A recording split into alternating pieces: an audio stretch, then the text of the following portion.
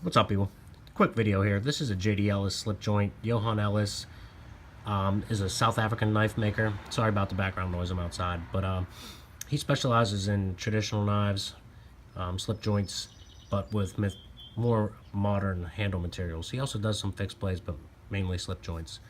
He does them in a lot of different patterns, a ton of the traditional patterns. He also does them in a more modern, it actually looks like a tactical folder, but it's a slip joint. So either way you go, he kind of does them for that. So anyway, he's a part-time maker. He's been making knives for a good long time, but like I said, he's part-time. He does it on the side for fun. But this one is, I don't know what pattern to call this to me, and I have modified this knife. I'll go into that a little bit later. But to me, it kind of looks like a kind of Warncliffe Sodbuster. This is a GEC bullnose. It's a decent little bit bigger, maybe almost an inch, I don't know, but bigger. But to me, it still looks like the same sort of pattern. I did modify this though, like I said, and I'll get into it. My buddy has one like this, but it has a little bit more sway back to it. So, but onto the knife. This one, the specs, it is in, I believe this shit's called Thunderstorm or Thunderstrike Kevlar. It has black G10 liners, RWL 34 blade steel, satin finish, hand rub satin finish on the blade, flat ground.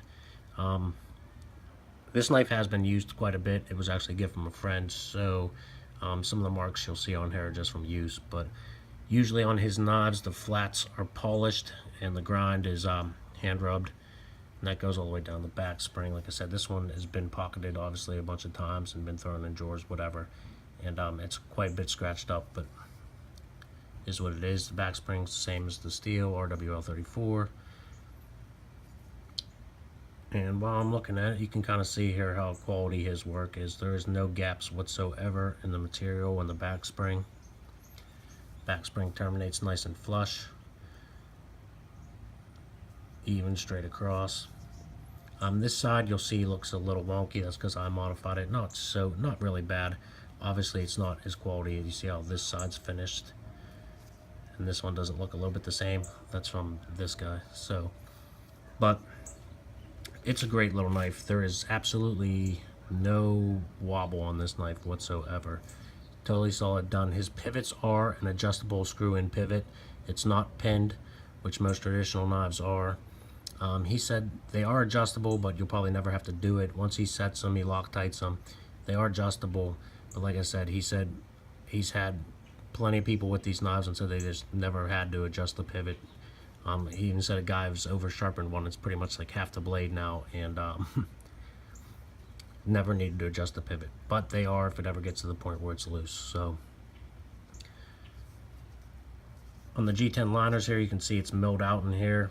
And you can see kind of down there the end of the tang, there's a little circle in there. It looks like a washer, which is just the G10. And he said that really does not wear down. He's had no problems with them wearing down like that. So, but basically all it is, it's not a washer, it's just milled out part of the G10, as you can see. And that is what the blade rides on, and that is why there won't be any scratches on your blade tang. This one's dirty a little bit. Obviously, I've been using it, and it has some lube on it. And typically, also while I'm at it, his maker's mark is usually down the back spring. Now it usually says JD Ellis RSA or Springbok RSA, something like that.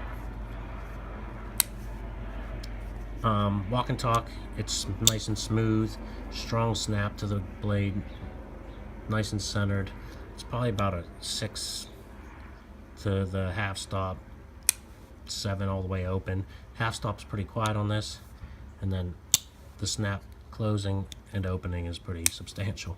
It's definitely got a pretty strong back spring, but that's what you want when you're using it, or at least me. But the blade sits flush, the back spring sits flush when open, and the half stop and closed. And like I said, his transitions between materials are seamless, perfectly done. This one obviously has a lanyard tube. I did modify this. Basically, it was a little fatter back here in the ass and a little fatter this way down in this portion right here.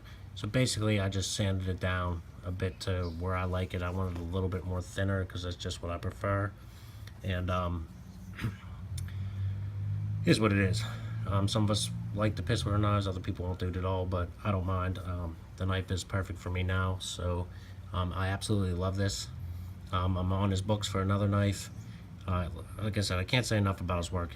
He has great craftsmanship for a very reasonable price. For something similar to this, you're looking at probably around $300 American, and that's for his more base models with the RWL 34, you know, even this type of material, G10, micarta, carbon fiber. When you start getting into the more dressier shit, you know, I forget what it is, like warthog tusk or something he does, and he'll do Damasteel blades. So if you want something really fancy, you can accommodate that too. But I think personally that he makes just an awesome user grade custom slip joint, and it's by all means, I mean, I've had custom slip joints from makers that are more well known. Their fit and finish was great, but you still get like a little bit of wobble or something like that. His work is pretty damn excellent for the price. Like I said, he could be charging probably double what he does and still getting it for the craftsmanship that he's providing. So very well priced, and like I said, pretty much a bargain.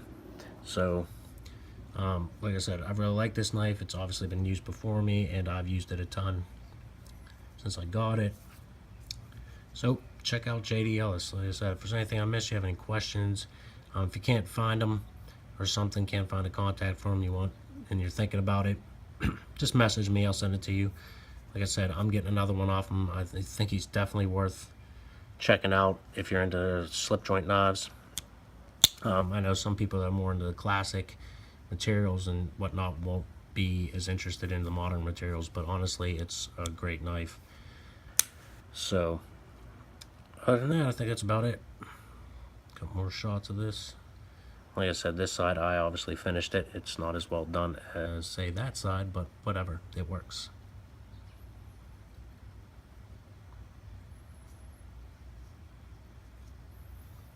Alright, people, I'm out.